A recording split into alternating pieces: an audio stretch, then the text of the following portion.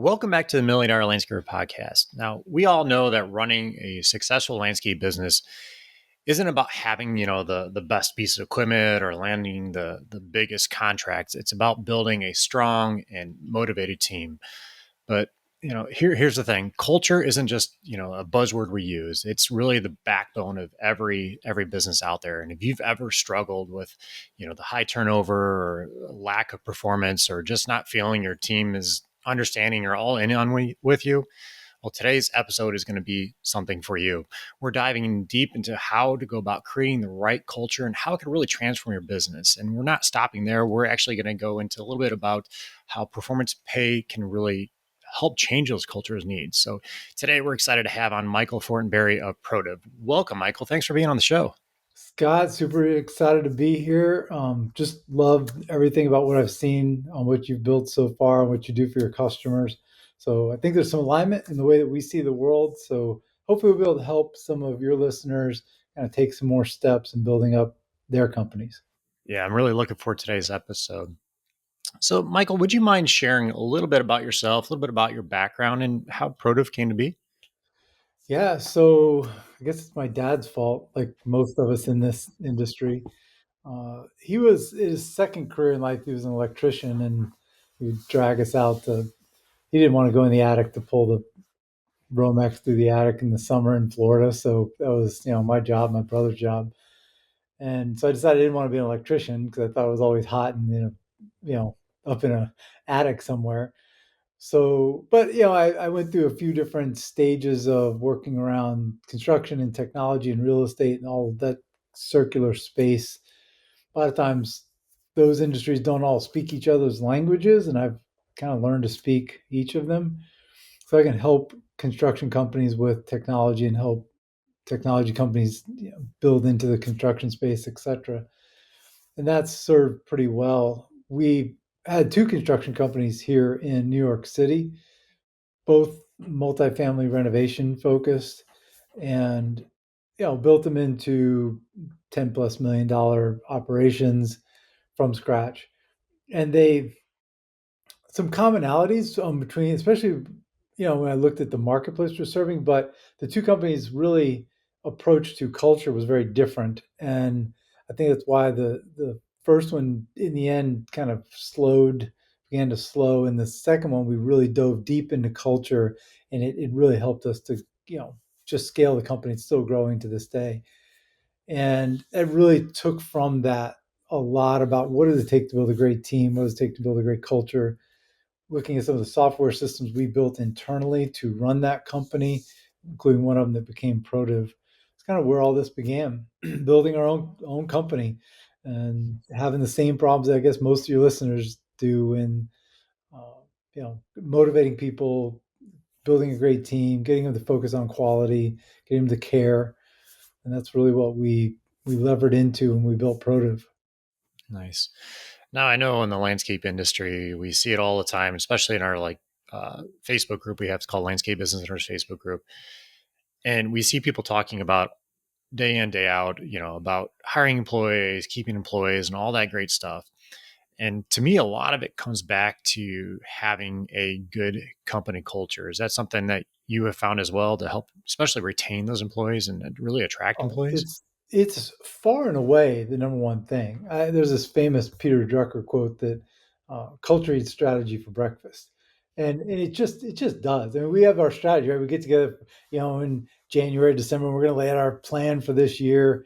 If that plan doesn't start with culture and people, well, you're missing something. If it starts with we're going to add X customers, we're going to grow revenue to Y. No, you start with what are we going to do with our company culture and our people this year? What are we investing into there? And you build from that into the Tom Peters quote, which is your people are what take care of your service. Your service takes care of your customer takes care of your profit. So if you think you're going to go take care of your customer first, yay. No, not really. Take care of you don't, unless you personally do all the work, Yes. you better get your people. Yeah. And so we dove really into that. In our world, we were doing renovation work, and it's probably more akin to what some of your folks might do in their design build, or if you're going in, I'm going to fix a new landscape up. Our world was we were going to renovate an apartment, and I needed my team doing that work to care deeply about the quality of what they were doing and the budget and the time that they had to work within to do that. And they frankly cared about how much they're making per hour. To be fair, I mean that's the equation on which we were running, and it's that most of us out there use is you work 8 hours and you make $40 an hour, $20 an hour, and I pay you X amount of money for that. The reality is the stuff that we cared about, the quality of what they do, their teamwork, their communication, their production, their safety, all these things, none of that is in that equation. It's an equation of time, which is not on that list, right? Of the, it's like it's the antithetical to what we're trying to achieve. So we had to close that gap, and so they want to make more money per hour. I need them to do better quality work, do it right the first time, finish ahead of schedule. We connected those dots with performance pay.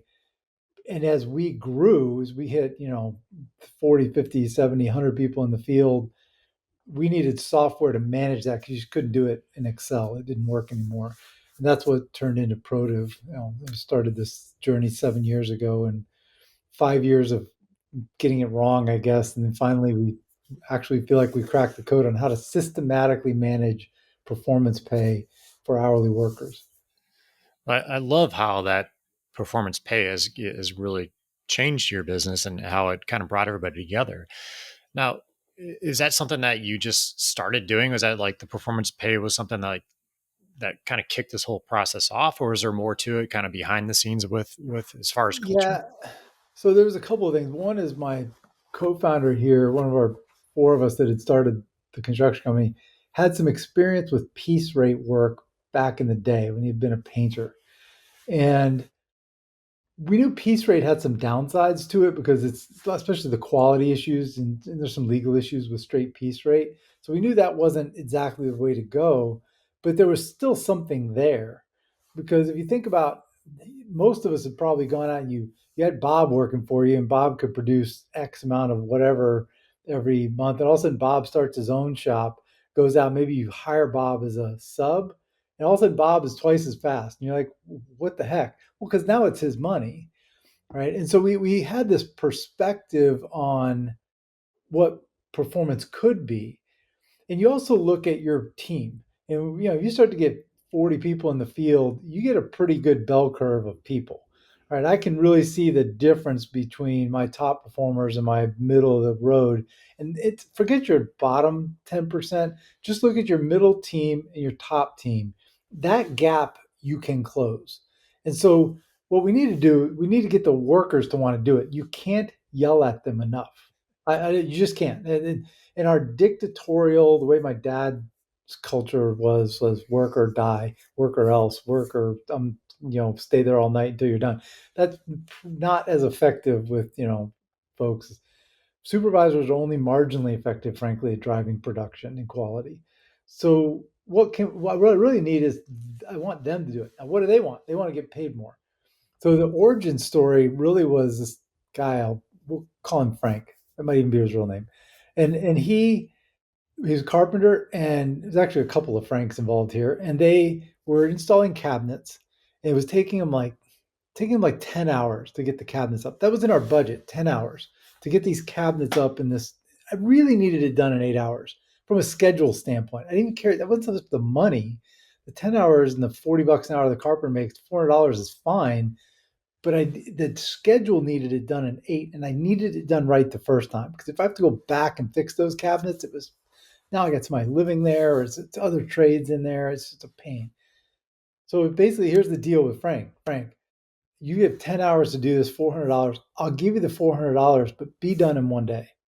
So he can now make more money per hour, but I need it done in one day, and it needs to be right every time. Turns out Frank can do that in about 6.5 hours when it's his money. And so there's this moment where the team in the field internalizes the budget and they make it theirs. And that was that was the genesis of the potential of performance pay. Tie it to quality, tie it to production, both. There, you can't have one without the other. If you do those two things together, make it easy for the crews to understand and make the incentives frequently, like so they get our team gets bonuses every week, then you are beginning to shift behavior in the field, which is the goal.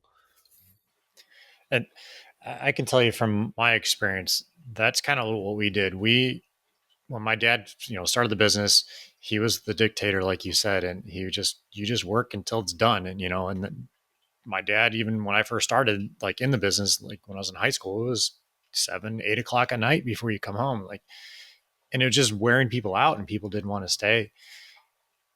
As I progressed in the business, I started seeing those guys didn't want to stay working till 7, 8 o'clock at night. They have family lives, they have their kids' soccer or whatever they have going on.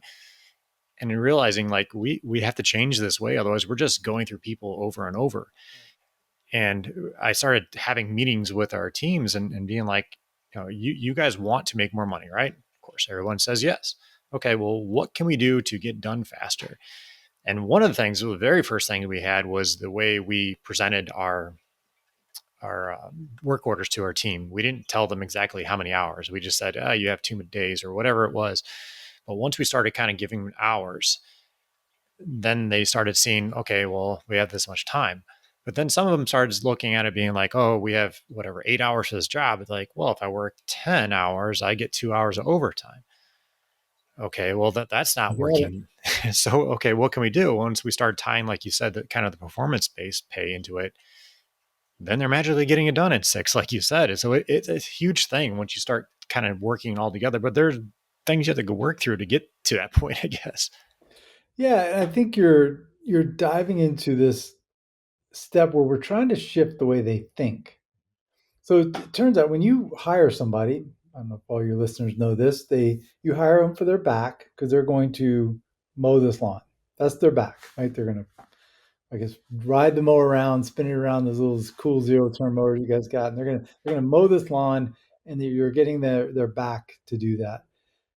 It actually every employee comes with a free brain, and now some of them might perform better than others, but it is free. You get it for free. It comes with the employee. But do we use it? Do we do anything with it? Do we maybe there is a better way, a quicker way, a faster way? A lot of the times the improvements that we see in production come from teamwork and communication. It's not that people rush.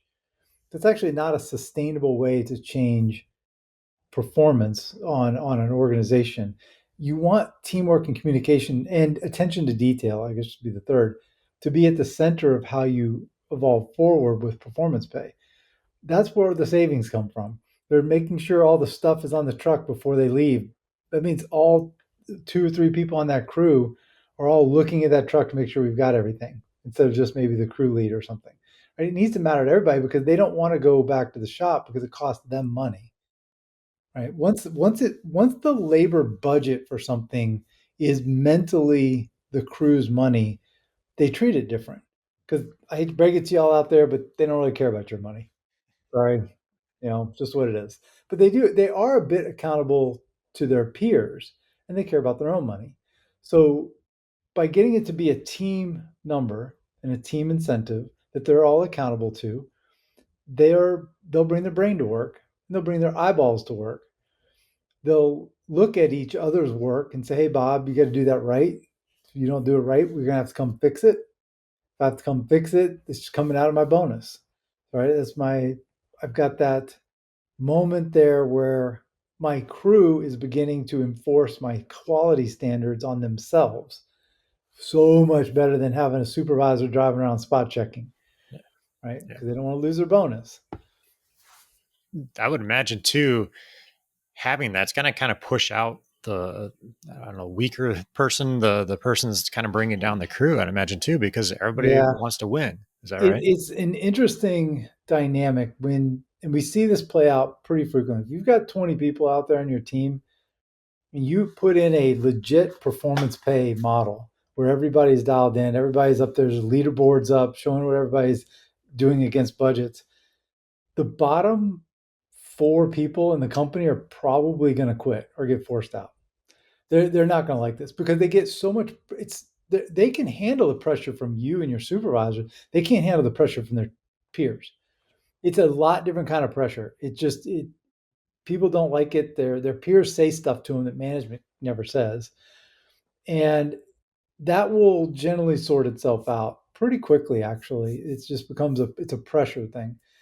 You're going to have in that same 20 people though, you're going to have 6 of them that think this is the greatest thing they've ever seen in their life because they finally are unlocked their to just go and make money because they have a bit of control now over what they earn, and that's empowering. And then you have this group in the middle that kind of gets pulled up towards the top by that energy at the top. They like making more money, and someone's going to show them how, right? By setting a new pace, setting a new standard, setting a new level of quality, attention to detail.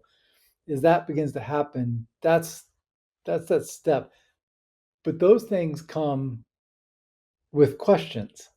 And this is where the company culture thing starts to kick in a lot because the minute that the employees own some of the idea of the budget and its performance, now they ask questions that may not have asked before. Like, boss, we told you this mower is terrible. It's slowing us down. It's costing us money. I told you Bob's slow. You got to give me somebody else on my team. Boss, that stone's not delivered yet. It's 7 o'clock. We're trying to get started. You're slowing us down, costing us money. All of those are hard conversations when your team is beginning to ask questions up about how we perform as a group. And you have better have a culture that is ready for that. I call it bi-directional communication, not unidirectional anymore. Now it's coming both ways. Okay, we think that's gonna be fun and all good, but trust me, they get pissed when you play with their money. Yeah. So be ready for it. One thing that we added to this kind of goes along exactly what you're saying. We called it "What's Dumb Around Here" meetings, and we'd have a little breakfast in the morning, invite everybody to come in, and they didn't have to, but if they had something they didn't like about whatever in the business, whatever it Yeah. was, they had to present it, but they had to also have a solution to the problem or something that they thought of that could help solve the problem. And at first, it was very hard because like you start hearing some of those negative things, and it's like, oh, but once you, especially from the leadership side, but once you start accepting these things and start understanding their concerns and hearing them out, it's like, oh, yeah, this is a legit problem. We can go solve that. And once our team started seeing us like take action on a lot of those things, it really helped our culture because then they see, oh, the leadership is listening. They are doing these things, and it that really helped us too. Look, I think you're diving into exactly the opportunity because when you've got 10 sets of eyeballs, out there that today don't look at what the problems are because they don't really care. It's not their money. When they begin to care, that's a whole new set of people coming up with ideas, thoughts, approaches to how we get better, and better is more profitable. So you get whatever you want, however you want to stretch this thing around and bend it. In the end, better equals higher levels of production quality, GP, and net profit. That's what's on the other side of that transition. It's interesting because this has been studied before. Company culture as an impact on business performance has been studied pretty extensively. There's a book, Cotter and Heskett, a couple of guys wrote on company culture, corporate culture, and performance. They looked at like 200 companies, and the difference was staggering different. 5x revenue, same type company, same thing. Company valuations 8 times, 9 times higher in average company valuation. Net income growth, something like 700% higher net income growth. The crazy numbers. It's good culture because now you have an aligned team. Everybody in the organization is trying to accomplish the same thing. Right now, without that, your team's objective is overtime. Yep. Yep. That's the primary driving thing in their head is over. Don't get fired and get overtime. That's kind of, and don't get fired. It's hard to get fired in a tough labor market, where everybody's, looking for people. So you're probably not going to get fired if you can fog a mirror and at the same time, you want to get overtime. This is a recipe you know, for your 34% gross profit instead of 40, 4, right? I mean, Yeah. these, remember, we're always that close too, right? And our most of your listeners probably get close to where they need to be Mhm. on their GP numbers. The delta in between there and where in the overperformance you want that really drives your bottom line is culture. It just is. Yeah. Yeah. And like I can recall one of the things that came out of that meeting. It was just something very simple. It was honestly just the layout of way our trucks would come back in the evening with our trucks and trailers. Just because we have a pretty big lot, or and they would do a circle, and they're like, "Well, why can't we have the garbage right here where we unload the garbage at the end of the night, and the fuel tanks right there?" It was like simple things, and once they started seeing this, yeah, let's do this, started implementing it. It was like bam, bam, bam. And then they guys come up with other ideas in the field. And yeah, it was just mind blowing the things that started happening once our team started trusting us and seeing that, yeah, we're listening to them and started doing these things and then adding on the bonuses because they're getting done faster. It just like you're pushing this snowball down the hill and it's just I love it. piling up bigger and bigger. It's really awesome. Yeah, I love it. There's some really fun things that come with building good company culture. I believe your enjoyment of managing people, one, managing people is hard, so don't sugarcoat that, right? But you're enjoying what you can get from the idea of building a great company culture. What you take away from that is empowering because you start to see your employees' lives get better. And I also believe that along with communication, you have to build great company culture, you have to care about the entire person that works for you, not just their professional side, but their personal side. Your team should know that you and your managers know them personally. If you will, it's a tough thing sometimes. We actually need to know that their kids have a baseball game, and I know that the job has got to be done tonight. And I know their kids' game, starts at 6, and they really need to get out of here. I'm not saying it's right or wrong culturally to say our focus is on delivering for, the customer, and that's who we are as a team. Or is it, what, get to your kids' baseball game, that's more important. I'm actually not even going to argue which one of those is right, but you need to pick one, and the team needs to understand that that's who we are. It's an authenticity to it that you need to dive into.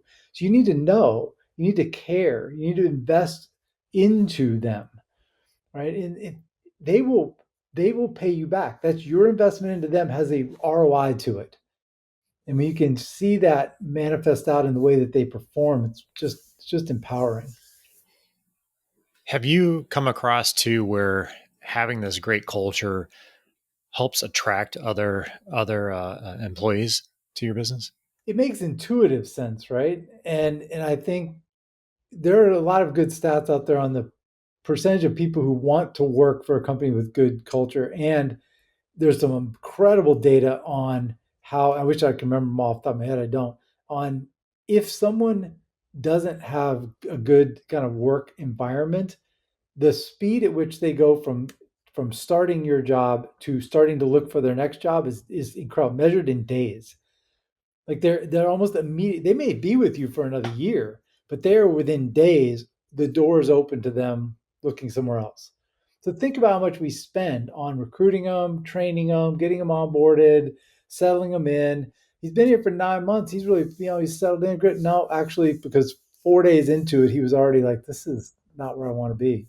And so, here you are 11 months into getting this person thinking you're going to make him a crew lead next season, and he's gone. Mhm. Yeah. You don't even know what happened. You don't have no idea. How much did As, you invest in them? And I would argue that your approach should be, how do I help my people to grow?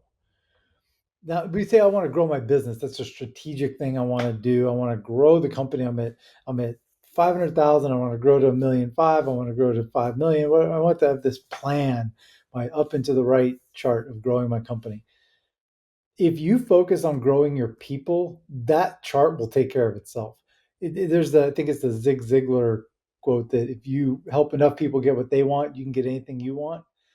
Look at your team that way and go to your team and say, all right, Bob Bob really doesn't want to be the head of operations. He really likes just being a crew lead, but I need to make sure he gets everything he wants from being a crew lead.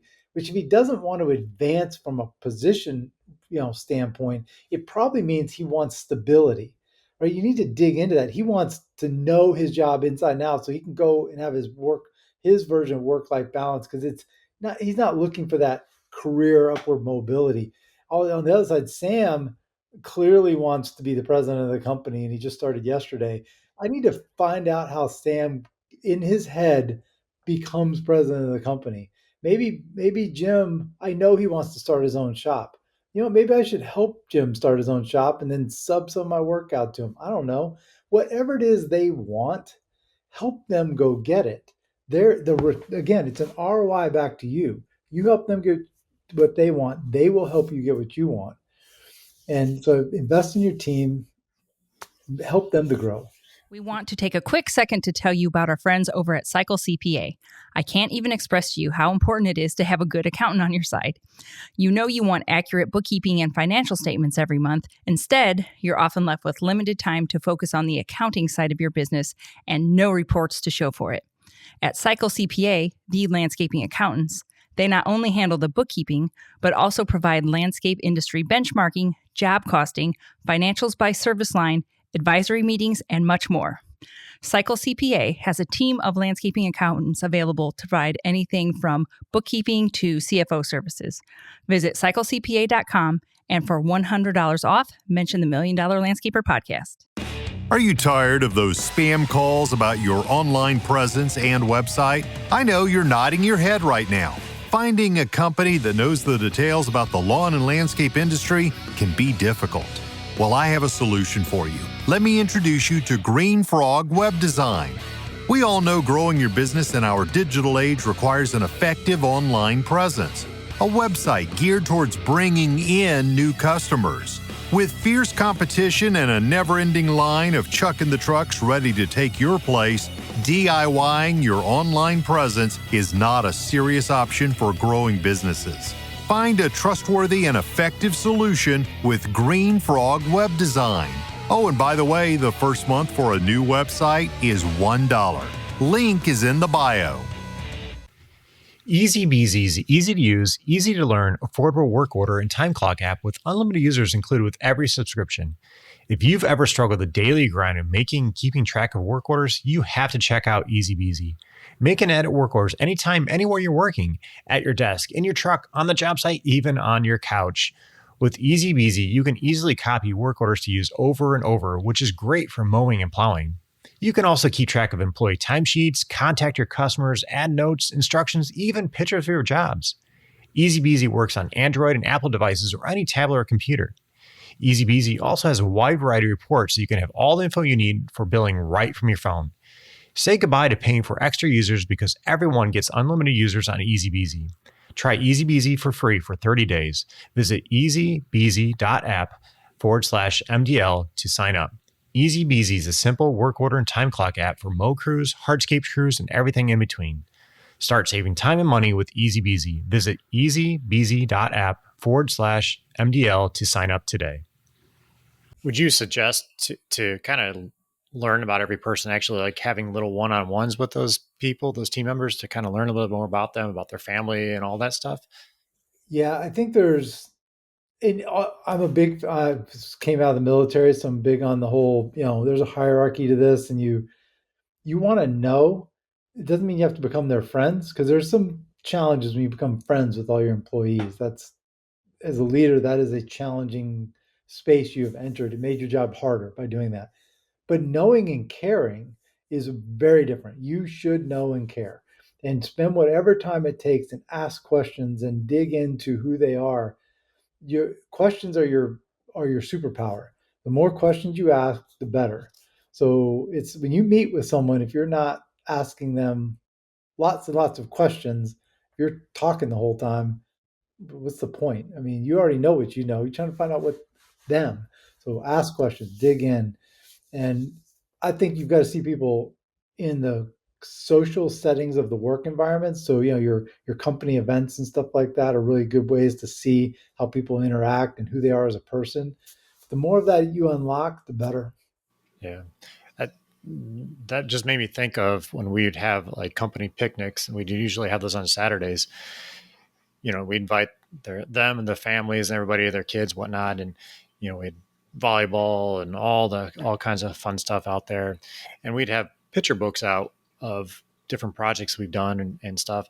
And our crews would bring their families over, invite them all over to the picture book, and they're flipping through and pointing, we did this project, look at this, and they became very proud of it. Even like we finish up a waterfall or something, they stand in front of it, take a Yeah. picture, send it to the family, and it's like that is awesome when they get that involved in the project. They're so happy about whatever they produced, and it's an awesome feeling when you get that. Yeah. I love it. Again, is so when you think about culture in your companies out there, folks listening, think about the authenticity. Your culture actually has to be true to who you are. It's a you can't fake it very long, if at all. And so you need to just be genuine to who you are. You need to make sure you've got good communication up and down. You may not like some of the communication that flows up to you, but you do need to know, and you need to be able to. Um, you don't want to suppress that. So there's a thing, and I'm a big sailor. I did a lot of sailing, and there's a thing that if someone you're helming the boat, and someone tells you, that there's a vessel that they see, the power boat on the starboard side, um, you never say, yeah, I got that, yeah, I see that. You always say thank you, because you want them to tell you the next time, because you might not see it the next time. And so there's this, you need to understand that your response to the way people communicate to you and the way you're open to hearing what they say, and even if you already know it, yes, I know that mower is barely running and can't cut dry grass, but whatever, here's where we're at on the budget, and I'll get a new one next month, whatever. It's a they're sharing with you what they see and think is important, so take it in, listen. Yeah, I know it's annoying. So they're going to come and say, I think it'd be faster to cut the grass with scissors. Oh, that's maybe not the best idea. So it's fine, but okay, we're hear you out, and now let's see what we can do to get back to using the $12,000 mower I got that does the same thing. Yeah, that's that's exactly when we did those "What's Dumb Around Here" meetings. Some people would come to us with like some very silly ideas. You just kind of nod your head, okay, listen to them, hear them out. Okay, we'll consider that or whatever, and then kind of move on. And yeah, it's you do have to pay attention, like you said. It's very true. So I guess with the kind of going back to the performance-based pay that you started implementing, what were some of the challenges you kind of faced when you started doing that and implementing that? Early on, it was making sure we tied it to quality.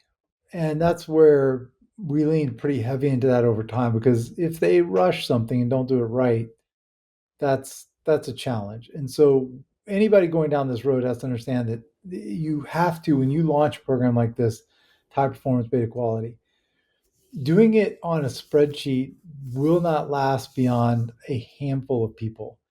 One, it's really hard to do in a legally compliant way on a spreadsheet, and that's where the software comes in. But when you've got a couple of people working on a couple of different wage rates across some pay periods, doing lots of different jobs, getting the right bonus in each person's hand, prorated what they actually did, takes quite a bit of technology to pull off. And so we found that we just needed to build systems to manage that, and that's what essentially turned into Protiv.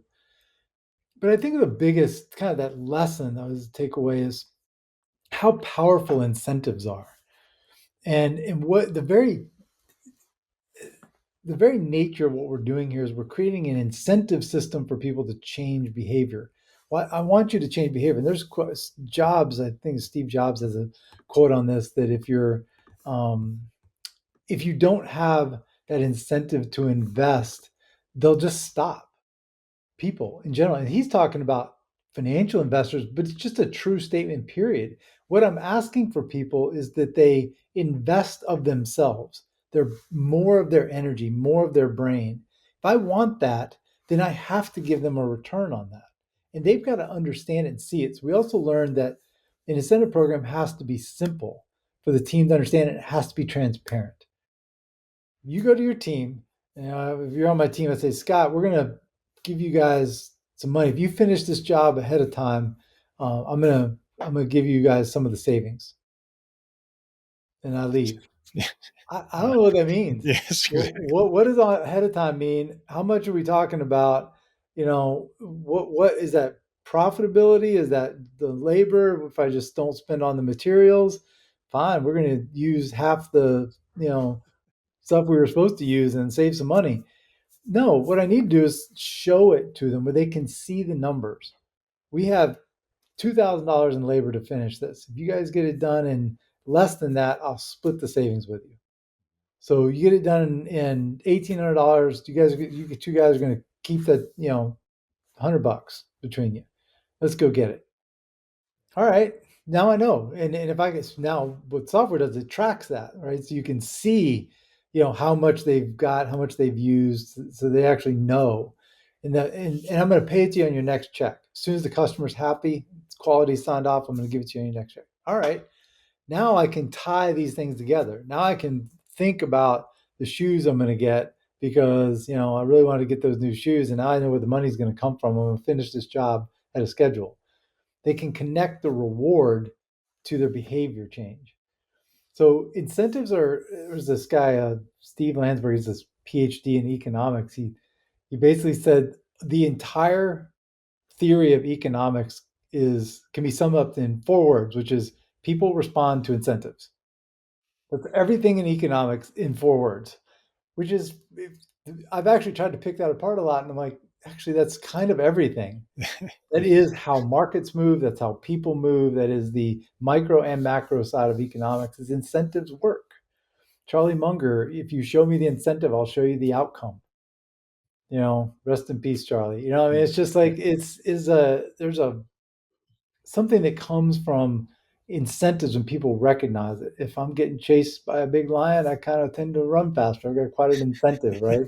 yeah, We are incentivized by the things around us. So why are we incentivizing them to get to overtime? yeah. No, I agree. The one thing I'd like what you said is that it has to be simple. It has to be Yes. pretty explainable to everybody because landscaping, we don't always have the top of the top when it comes to like people doing mowing and weed whacking. So if you can't explain it to them, they can't understand it. It's going to be very hard to implement and get them on board with it. So I love the idea of keeping it simple and using something like software. Yeah, we put it on their phone. They can see what the bonus. They see the labor budget. They know how much time they've used, how much time they have. They can set their own goals. We're really big on crews should set a goal for a project or for a route for that week or whatever. They've got X amount of time. Set themselves a goal. Let's try and make a $200 bonus this week, guys. Talk to your team and or whatever you want to set it at. See if you can get there. It'll tell you how much time that gives you to do the job. To do that route, to that set of locations this week. They go and get that done. They're ahead of schedule. They know what they're going to see on their check. It's really powerful. The one thing I did see, I was at a company down in South Carolina some time back, and they incentivized them as far as teams. So they had like as far as they Yes. did mowing, so they had different schedule boards, and on top of the schedule board was a percentage. I'm like, what's a percentage? I was trying to figure it out. It was how productive that team was. And what ended up happening, the different mowing crews started having kind of competitions internally to get that number as high as possible. And so they can get a incentive program or Yeah, incentive pay. I love it. And it was awesome to kind of see that. And I'm like, holy cow, I can implement that in my business, really easy. But back then we didn't have the software like you have now, which would make it even easier. So, Yeah, yeah. we like team-based incentives, even though they're paid proportional, prorated to each worker's wage rate and number of actual hours. The idea that it's a team incentive is because you want the team to be accountable to each other. Mhm. So if one person lets them down by not getting the work done, the team is being hurt so that they're in it together. Mhm. So that is a big part of it. And we use our leaderboards, which track everything from revenue per hour, saved hours, number of jobs complete, whatever people want to track. And so if you're on systems like Jobber and Aspire and Service Autopilot, all these tools, being able to leverage that data into our platform automatically is really powerful. So, Michael, would you mind sharing a little bit more about Protiv and what it does? Because we've been talking a lot about culture, Yeah, and one of the things I love is how Protiv can actually help with the culture. So, you mind telling us a little bit about what Protiv is? sure. Protiv is just a software system to manage incentive platform for hourly workers. So specifically for construction, landscaping, cleaning industry, we integrate to the platforms that most of your folks are probably already using, and we pull that data in, job data in particular, as well as employee wage data, et cetera. So we'll have your budget. I mean, your budget could be individual locations, it could be a route for a week, whatever. It could be a big construction project that lasts 6 months. We have phases and cost codes. However you have it, we're going to pull that into Protiv and create what we call a ProPay, which is just a job with a budget. Then as your team clocks into that job, we know how much time they've actually spent on it. So I have a budget and I have an actual. And that's where the crew can actually see on their phone the budget, and they can set their goal and they can see how they're doing against it. And they can see if I have 50 hours left to do this, if I get it done in just 20 more, I know exactly how much money is going to be on my paycheck. And that transparency is a big part. So what Protiv does is it automates that process of managing incentive compensation at that level, granular to the employee by the job. You have clients that are on systems like Aspire that are clocking in and out of every location that they're mowing, for example. And we're literally tracking their performance against every single location as an individual and as a team. Now, we group that into how they do for the week or for the month, but it is about that level of granularity to their performance so that we can really see who deserves what. Because when you pay a bonus out of a performance based system, as the owner, you should 100% feel comfortable that they saved you money. Your bonuses, this our bonus program costs zero. It's free because they pay for it themselves by their production lift. So all the money is that you're budgeted. You thought this was going to cost $1,000. If they do it in $1,000, you've hit most likely your gross profit target, since most of our variable costs is in the labor. So if I'm hitting my labor targets, then I should be happy. If we have clients that pay 100% of the savings to their teams. Some of them split it. It's it's 75-25, whatever you want. The point is whatever's saved just lowered your labor cost over what you thought, improve your gross profit, improve your net profit, and sharing some of that money back to your team is a no-brainer. It's the easiest. It should be the easiest check you ever write. I love it. So, you mind explaining, I guess, like the onboarding process that you put the companies through when they they decide to go with Protiv? Yeah, this may surprise people, but the actual technical onboarding and the linking of our system to your system can take as little as like 10 minutes. Like we literally could have your system set up in 10 minutes. The culture onboarding, however, takes longer. And I tell people all the time, this is not a software program lift implementation. This is a culture lift.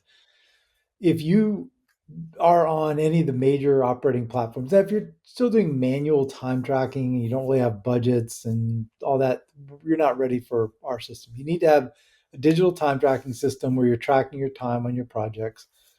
That's a kind of a requirement to make our platform really work. But if you've got that data, when we integrate, we pull in all of that information, it's really quick. We have API integrations to lots of platforms out there.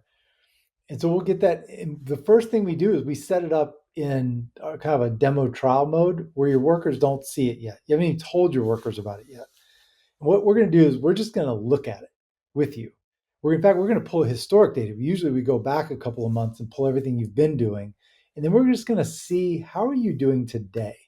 Like if you had a bonus program just in place, just as it is, how would your last 10 jobs have gone? How would your last 5 weeks have gone? And what would their performance have been? This is where we make sure your settings are correct. Make sure that you've got a incentive compensation model developed that's going to fit the way you want it to work, because there's a lot of optionality. You may say, I want to pay bonuses every week. You may pay them every month. You may want to roll all the jobs together and pay the net of how you perform. You might want to pay incentives how they perform on each individual job.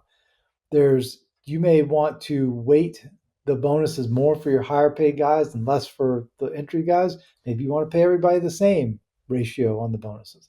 There's so much optionality. We spend some time with companies in their own data looking at how this is looking and what it's going to perform like before they ever tell their team. So once you tell your team, you need to be ready to go because you have an opportunity to shift behavior, right? And it shifts quickly if you do it right. So we put a lot of energy into this. You train the mid-management team, and then you get out there and you launch this to your team. Like, we are so excited. Here we go. We're going to performance-based pay. It's all upside for the workers. There's no downside. You're not going to make less than your base wage. But if you guys chip in and start helping us, we're going to automatically pay you more. All right. Now we're going to show it to you. Here it is on your phone. Got some cool videos for the workers. They can see how it works, testimonials from other workers. We want to get them excited. And as soon as possible, we want to pay those first bonuses. Hopefully within weeks, days. I mean, the quicker the better. Because the minute that a few people in the company get an extra bit of money on their check, word spreads, right? This is legit. We're actually going to make more if we do better. And that's where that bifurcation comes from, the way you used to behave, the way they can behave. So the implementation of our system is cultural. It's a culture. We're going to take all the stuff that you talked to them about today, and we're going to give them a financial reason why it now matters to them.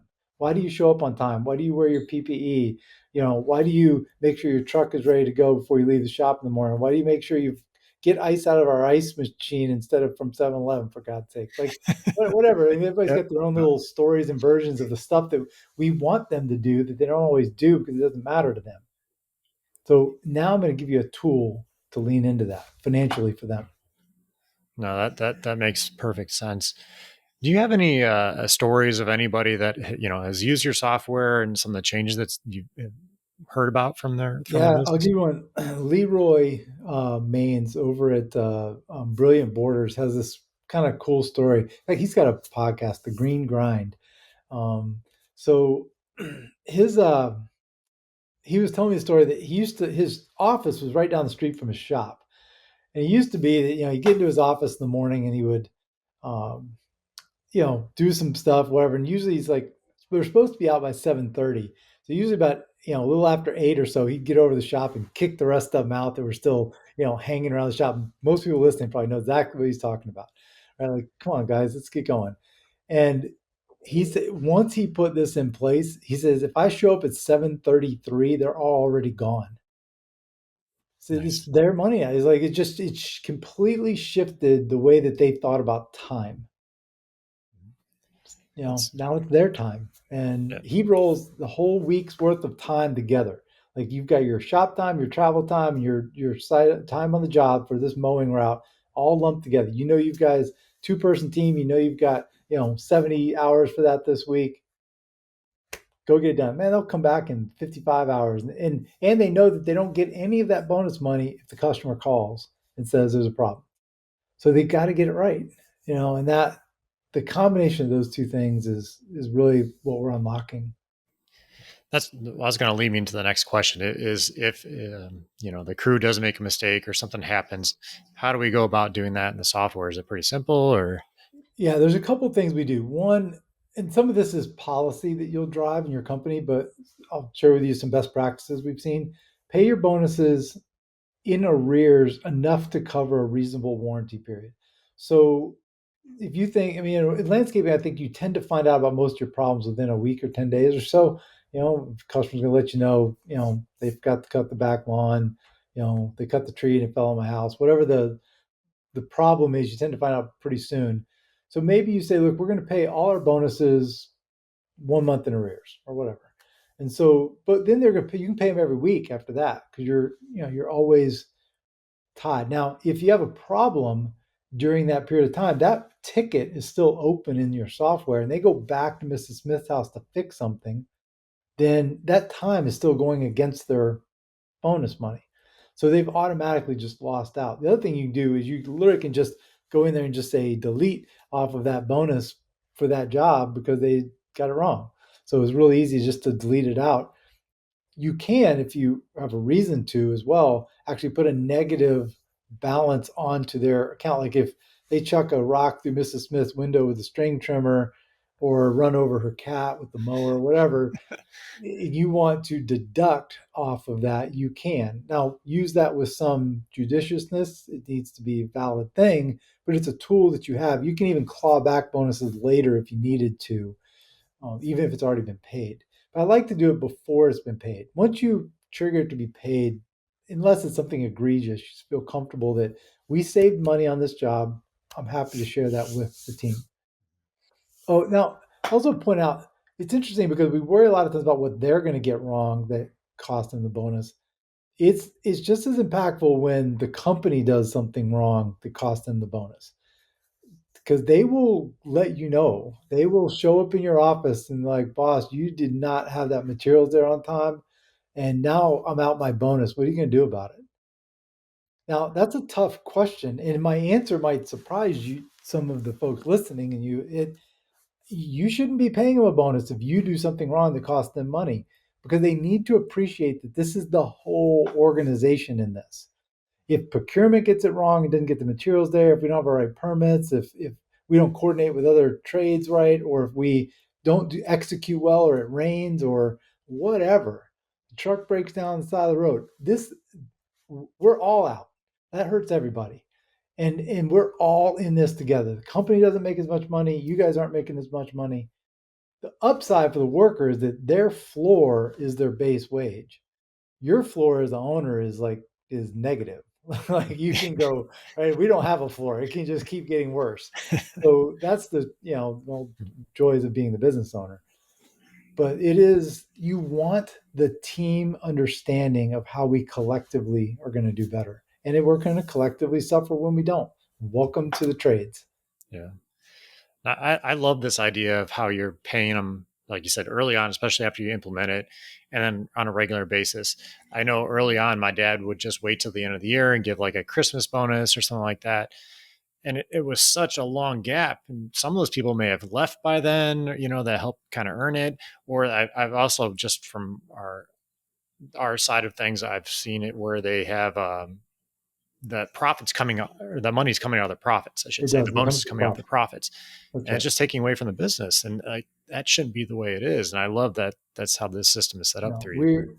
here's, if you want, I can, everybody out there has an annual bonus. I'm going to kill it right now in one sentence. Do Nice. you think that your annual bonus changes their behavior on a Tuesday in April? Absolutely not. Nope. Why are you paying it? Now, there may be other reasons to have some profit sharing and some things, especially for tenure.